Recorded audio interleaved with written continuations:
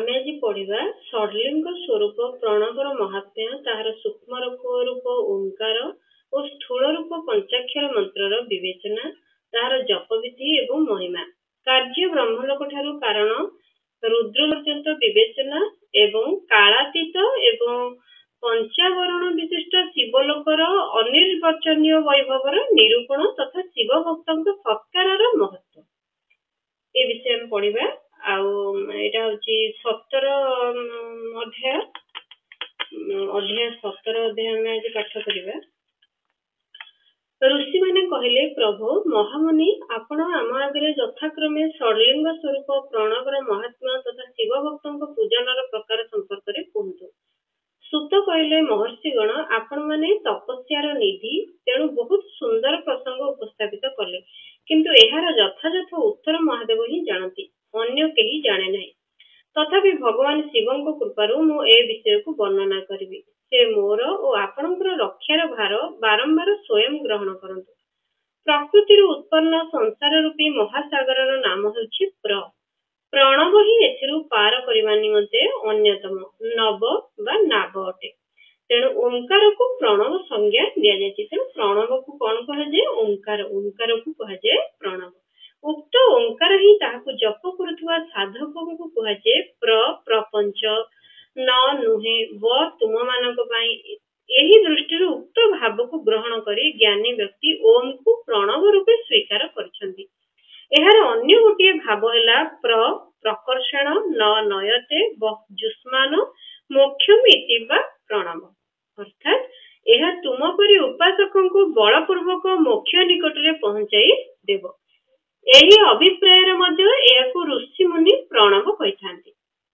ପ୍ରଣବ ନିଜେ ତାହାକୁ ଜପ କରୁଥିବା ଯୋଗୀ ମାନଙ୍କର ତଥା ସେହି ମନ୍ତ୍ରକୁ ପୂଜା କରୁଥିବା ଉପାସକ ମାନଙ୍କର ସମସ୍ତ କର୍ମକୁ ନାଶ କରି ଦିବ୍ୟ ନୂତନ ଜ୍ଞାନ ପ୍ରଦାନ କରିଥାଏ। ଏଥିପାଇଁ ମଧ୍ୟ ତାହାର ନାମ ପ୍ରଣବ ହୋଇଛି। ମାୟା ରହିତ ମହେଶ୍ୱରଙ୍କୁ ହିଁ ନବ ଅର୍ଥାତ୍ ନୂତନ କହନ୍ତି। ସେହି ପରମାତ୍ମା ପ୍ରକୃଷ୍ଟ ରୂପରେ ନବ ଅର୍ଥାତ୍ ଶୁଦ୍ଧ ସ୍ୱରୂପ ଅଟନ୍ତି। ତେଣୁ ପ୍ରଣବ ନାମରେ ଅଭିହିତ ହୁଅନ୍ତି। ପ୍ରଣବ ସାଧକକୁ ନବ ବା ନବୀନ ରୂପ କରିଦିଏ। ଏଥିପାଇଁ ମଧ୍ୟ ବିଦ୍ୱାନ ତାହାକୁ ପ୍ରଣବ ନାମରେ ଜାଣନ୍ତି, ଅଥବା ପ୍ରକୃଷ୍ଟ ରୂପରେ ନବ ବା ଦିବ୍ୟ ପରମାତ୍ମା ଜ୍ଞାନ ପ୍ରକଟ କରୁଥିବାରୁ ତାହା ପ୍ରଣବ ଅଟେ। ପ୍ରଣବର ଦୁଇଟି ଭେଦ ରହିଛି, ସ୍ଥୂଳ ଓ ସୂକ୍ଷ୍ମ। ଗୋଟିଏ ହେଲା ଅକ୍ଷର ରୂପ ଓମ୍, ଏହାକୁ ସୂକ୍ଷ୍ମ ପ୍ରଣବ ବୋଲି ବୁଝିବା ଉଚିତ। ପ୍ରଣବର ଦିଟା ଭେଦ ରହିଛି, ଅର୍ଥାତ୍ ପ୍ରକାର ରହିଛି। ଆମେ ଦିଟା ପ୍ରକାର, ଗୋଟେ ହେଲା ସ୍ଥୂଳ ଆଉ ଗୋଟେ ହେଲା ସୂକ୍ଷ୍ମ। ଗୋଟିଏ ହେଲା ଅକ୍ଷର ରୂପ ଓମ୍, ଏହାକୁ ସୂକ୍ଷ୍ମ ପ୍ରଣବ ବୋଲି ବୁଝିବା।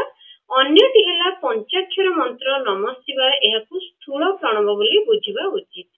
ଯେଉଁଥିରେ 5ଟି ଅକ୍ଷର ବ୍ୟକ୍ତ ନାହିଁ ତାହା ସୂକ୍ଷ୍ମ ଓ ଯେଉଁଥିରେ 5ଟି ଅକ୍ଷର ସୁସ୍ପଷ୍ଟ ରୂପରେ ବ୍ୟକ୍ତ ତାହା ହେଉଛି ସ୍ଥୂଳ।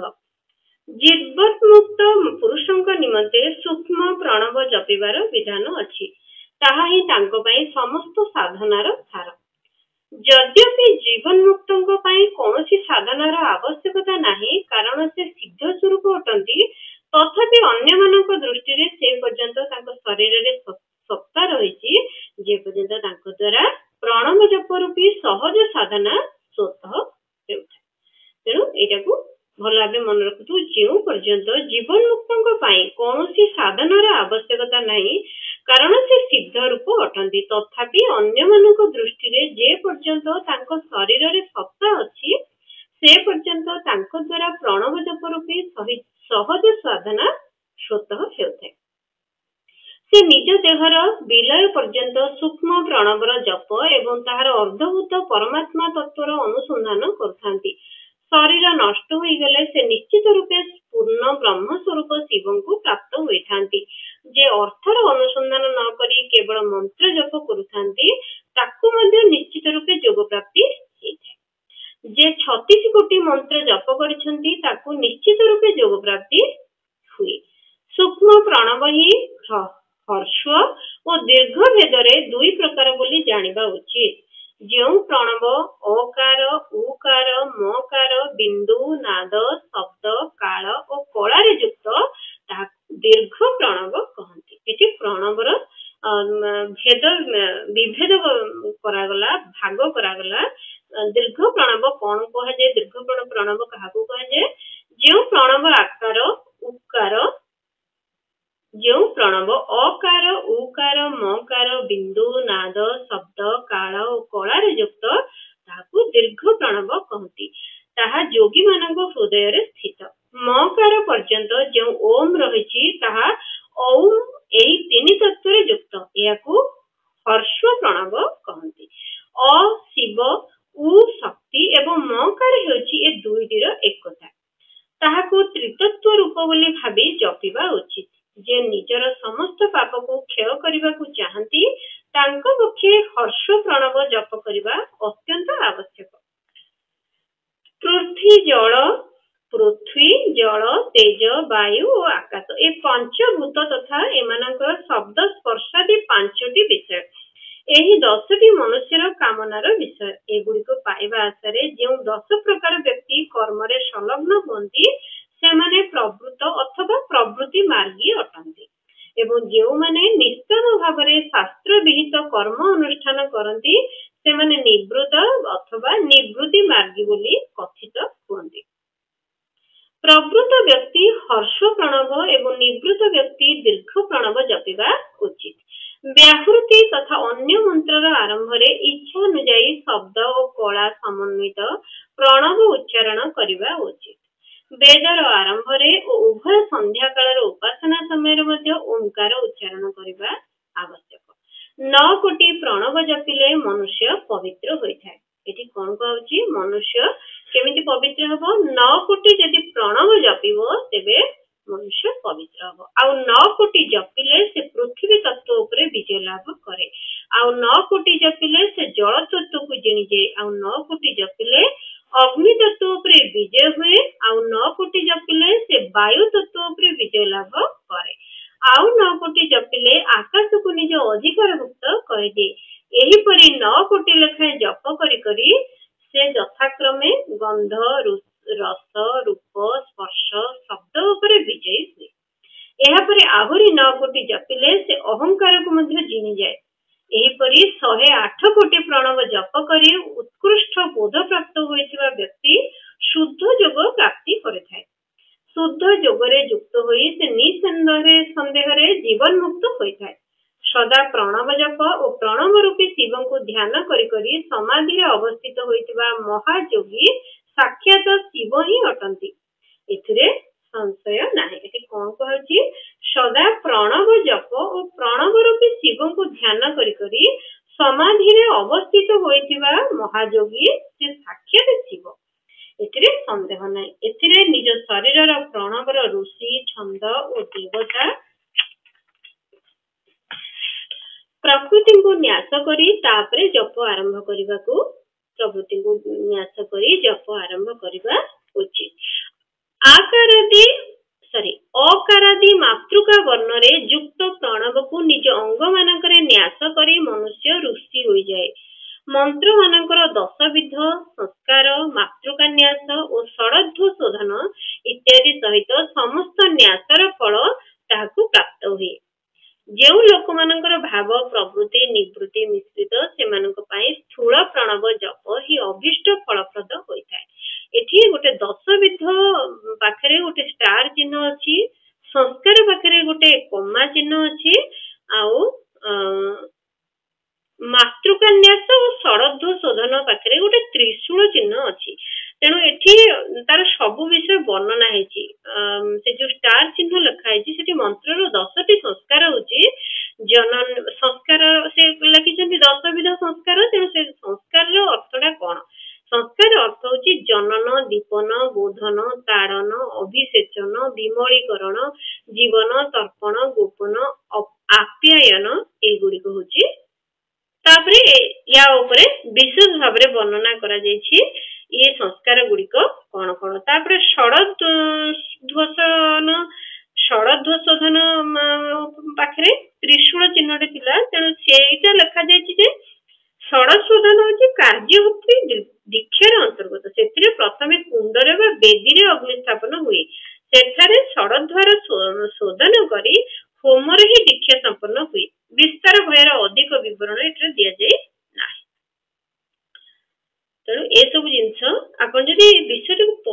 ବହି ଯଦି ଆଣିକି ଘରେ ପଢିବେ ତାହେଲେ ବହୁତ ଜିନିଷ ଜାଣିପାରିବେ। ଛୋଟ ଛୋଟ ଅକ୍ଷରରେ ବହୁତ ଜିନିଷ ଆହୁରି ଲେଖାଯାଇଛି, ଯୋଉଟା ଆପଣ ଜାଣି ପାରୁନାହାନ୍ତି ସେଇଟା ବି ଲେଖାଯାଇଛି। ମୁଁ ଯେମିତି ସବୁଗୁଡାକ ପଢିଲି, ଜନନ, ଦୀପନ, ବୋଧନ, ତାଡନ, ଅଭିଯୋଜନ, ବିମଳୀକରଣ, ଜୀବନ, ତର୍ପଣ, ଗୋପନ, ଆପ୍ୟାୟନ, ଏ ସବୁର ବିଶେଷତା ରହିଛି। ବୋଧନ ଅର୍ଥ କଣ, ଦୀପନ ଅର୍ଥ କଣ, ଏଠି ଦୀପନ ଅର୍ଥ ଲେଖା ହେଇଛି ଯଥା ହଂସ ରାମାୟ ନମ ସୋହମ। ଏଠି ବୋଧନ ନାମକ ସଂସ୍କାର ତୃତୀୟ ସଂସ୍କାର ହୁଏ, ଯୋଉଟା ଲେଖା ହେଇଛି ହୁଁ ରାମାୟ ନମଃ। ଏଠି ଜନନ ନାମକ ପ୍ରଥମ ସଂସ୍କାର ହବ। ତାପରେ ଏଠି ଚତୁର୍ଥ ସଂସ୍କାର ଲେଖା ହେଇଛି ତାଡନ ଅର୍ଥାତ ଫଟ୍ ରାମାୟ ନମ ଫଟ୍। ଏଠି ବିଭିନ୍ନ ପ୍ରକାର ମନ୍ତ୍ର ଦିଆଯାଇଛି, ମନ୍ତ୍ରକୁ କେମିତି ବୋଲା ହେଇପାରିବ, ମନ୍ତ୍ର କେମିତି ତିଆରି ହେଇଛି ସବୁ ବିଷୟରେ ଦିଆଯାଇଛି। ଏପରି ସଂସ୍କାର କରାଇଥିବା ମନ୍ତ୍ର ଶୀଘ୍ର ସିଦ୍ଧିପ୍ରଦ ହୋଇଥାଏ। ତେଣୁ ଏଠି ଆମେ ଛାଡିଥିଲେ ବାହ୍ୟ ଅଭୀଷ୍ଟ ଫଳପ୍ରଦ ହୋଇଥାଏ। କ୍ରିୟା ତପ ଜପର ସଂଯୋଗରେ ଶିବ ଯୋଗୀ 3 ଭାଗରେ ବିଭକ୍ତ। ସେମାନେ ଯଥାକ୍ରମେ କ୍ରିୟା ଯୋଗୀ, ତପ ଯୋଗୀ ଓ ଜପ ଯୋଗୀ ନାମରେ ଅଭିହିତ ହୋଇଥାନ୍ତି। ଯେ ଧନ ଇତ୍ୟାଦି ବୈଭବ ଦ୍ୱାରା ପୂଜା ସାମଗ୍ରୀ ସଂଗ୍ରହ କରି ହସ୍ତାଦି ଅଙ୍ଗ ଦ୍ୱାରା ନମସ୍କାର ଆଦି କ୍ରିୟା କରି ଇଷ୍ଟ ଦେବଙ୍କ ପୂଜାରେ ସଂଲଗ୍ନ ରହେ, ତାହାକୁ କ୍ରିୟା ଯୋଗୀ କୁହାଯାଏ। ପୂଜାରେ ସଂଲଗ୍ନ ରହି ଯେ ପରିମିତ ଭୋଜନ କରେ, ବାହ୍ୟ ଇନ୍ଦ୍ରିୟ ମାନଙ୍କୁ ବଶରେ ରଖିଥାଏ ଓ ମନକୁ ମଧ୍ୟ ବଶରେ ରଖି ପରଦ୍ରୋହ ଇତ୍ୟାଦିରୁ ଦୂରେଇ ରହିଥାଏ, ତାହାକୁ ତପ ଯୋଗୀ ବୋଲି କୁହାଯାଏ।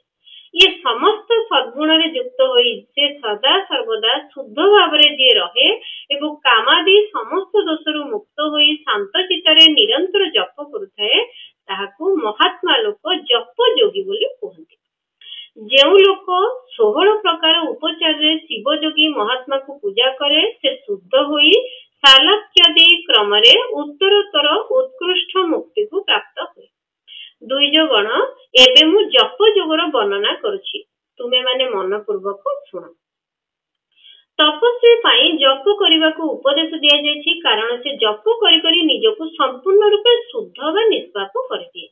ବ୍ରାହ୍ମଣଗଣ ପ୍ରଥମେ ନମଃ ପଦ ଓ ପରେ ଶିବ ଶବ୍ଦରେ ଚତୁର୍ଥୀ ବିଭକ୍ତି କଲେ ପଞ୍ଚତତ୍ୱାତ୍ମକ ନମଃ ଶିବାୟ ମନ୍ତ୍ର ହୁଏ। ତାହାକୁ ଶିବ ପଞ୍ଚାକ୍ଷର କୁହନ୍ତି। ଏହା ସ୍ଥୂଳ ପ୍ରଣବ ରୂପ ଅଟେ। ପଞ୍ଚାକ୍ଷର ଜପ ଦ୍ୱାରା ମନୁଷ୍ୟ ସମସ୍ତ ସିଦ୍ଧି ପ୍ରାପ୍ତ କରିଥାଏ। ପଞ୍ଚାକ୍ଷର ମନ୍ତ୍ରର ଆରମ୍ଭରେ ସର୍ବଦା ଓଙ୍କାର ସଂଯୋଗ କରି ଜପିବା ଉଚିତ। ତେଣୁ ଯେଉଁମାନେ ପଞ୍ଚାକ୍ଷର ମନ୍ତ୍ର ଜପୁଛନ୍ତି ସେମାନେ ସର୍ବଦା ଓଙ୍କାର ସଂଯୋଗ କରି ଜପିବା ଉଚିତ। ମୁଁ ଆଗ ଅଧ୍ୟାୟ ଗୁଡାକରେ ଦେଇଥିଲି ନାରୀ ମାନେ ଓಂ ଲଗେଇକି ଜପିବେନି, ବ୍ରାହ୍ମଣ ମାନେ କେଉଁ ମନ୍ତ୍ର ଜପିବେ, ଋଷିପତ୍ନୀ ମାନେ କେଉଁ ଶିବ ପଞ୍ଚାକ୍ଷର ମନ୍ତ୍ର କେମିତି ଜପିବେ, ସେ ସବୁ ମୋର ପୂର୍ବ ଅଧ୍ୟାୟ ଗୁଡିକରେ ଅଛି। ଆପଣ ମାନେ ତାକୁ ଭଲ ଭାବରେ ଶୁଣିଲେ ବହୁତ ବିଷୟରେ ଜାଣିପାରିବେ। ପଞ୍ଚାକ୍ଷର ମନ୍ତ୍ରର ଆରମ୍ଭରେ ସର୍ବଦା ଓଙ୍କାର ସଂଯୋଗ କରି ଜପିବା ଉଚିତ। ଦ୍ୱିଜଗଣ, ଗୁରୁଙ୍କ ମୁଖରୁ ପଞ୍ଚାକ୍ଷର ମନ୍ତ୍ରର ଉପଦେଶ ପାଇ ସୁଖରେ ରହି ହେଉଥିବା ଭଳି ଉତ୍ତମ ସ୍ଥାନରେ ମାସର ପୂର୍ବ ପକ୍ଷ ଶୁକ୍ଳରେ ପ୍ରତିପଦରୁ ଆରମ୍ଭ କରି କୃଷ୍ଣ ଚତୁର୍ଦ୍ଦଶୀ ପର୍ଯ୍ୟନ୍ତ ନିରନ୍ତର ଜପ କରିବା ଉଚିତ। ମାଘ ଓ ଭାଦ୍ରବ ମାସର ବିଶେଷ ମହିମା ରହିଛି। ଏ ସମୟକୁ ସବୁଠାରୁ ତତ୍ତ୍ୱମୋତ୍ତମ ବୋଲି ଧରାଯାଇଛି। ସାଧକ ପ୍ରତିଦିନ ଥରେ ପରିମିତ ଭୋଜନ କରିବ, ମୌନ ରହିବ, ଇନ୍ଦ୍ରିୟକୁ ବଶରେ ରଖିବ, ନିଜ ସ୍ୱାମୀ ଓ ପିତାମାତାଙ୍କର ସେବା କରିବ। ଏହି ନିୟମରେ ରହି ଜପୁଥିବା ବ୍ୟକ୍ତି 1,000 ଜପରେ ଶୁଦ୍ଧ ହୋଇଯାଏ, ଅନ୍ୟଥା ସେ ଋଣୀ ହୋଇଥାଏ। ଭଗବାନ ଶିବଙ୍କୁ ନିରନ୍ତର ଚିନ୍ତନ କରି କରି ପଞ୍ଚାକ୍ଷର ମନ୍ତ୍ରକୁ 5 ଲକ୍ଷ ଜପ କରିବା ଉଚିତ।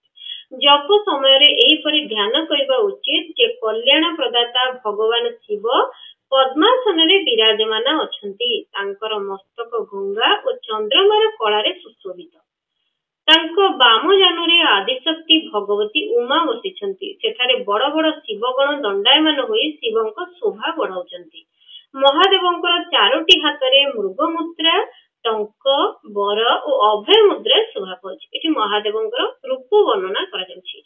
ଏହିପରି ସଦା ସମସ୍ତଙ୍କ ଉପରେ ଅନୁଗ୍ରହକାରୀ ଭଗବାନ ସଦାଶିବଙ୍କୁ ବାରମ୍ବାର ସ୍ମରଣ କରି ହୃଦୟ କିମ୍ବା ସୂର୍ଯ୍ୟ ମଣ୍ଡଳରେ ପ୍ରଥମେ ମାନସିକ ପୂଜା କରି ତାପରେ ପୂର୍ବାଭିମୁଖୀ ହୋଇ ପୂର୍ବୋକ୍ତ ପଞ୍ଚାକ୍ଷରୀ ବିଦ୍ୟାକୁ ଜପିବେ।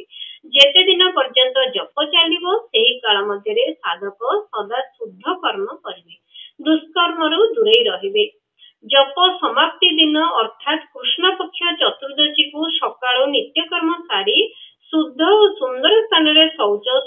ଆଦି ନିୟମରେ ଯୁକ୍ତ ହୋଇ शुद्ध हृदय 12,000 पंचाक्षर मंत्र जपिबे। तापरे 5 जन श्रेष्ठ तथा शिव भक्त ब्राह्मण को सपत्नी को वरण करिवे। एहा छड़ा जने श्रेष्ठ आचार्य प्रवर को मध्य वरण करिवे एवं तांकु सांब सदाशिवଙ୍କ स्वरूप बोली बुझिवे। ईशान तत्पुरुष अघोर वामदेव और सद्योजात यही 5 जनकर प्रतीक स्वरूप 5 जन श्रेष्ठ और शिव भक्त ब्राह्मण को वरण करबा परे पूजा सामग्री संग्रह करी भगवान शिवंक पूजा आरंभ करिवे। विधि पूर्वक शिव पूजा संपन्न करी होम आरंभ करिवे। तेणु आमे आज एई पर्यंत पढ़ीचे। एटा बहुत बड़ अध्यायटे। तेणु आसंता काली आमे अवशिष्ट पढ़िबा। ए जाके रहिछि। तेणु एटा बहुत बड़ वीडियो हे जिवो। आपण माने अल्प अल्प यदि सुनिबे बहुत जिंस मन रखी पारिबे। तेबे आसंता काली देखा हबा।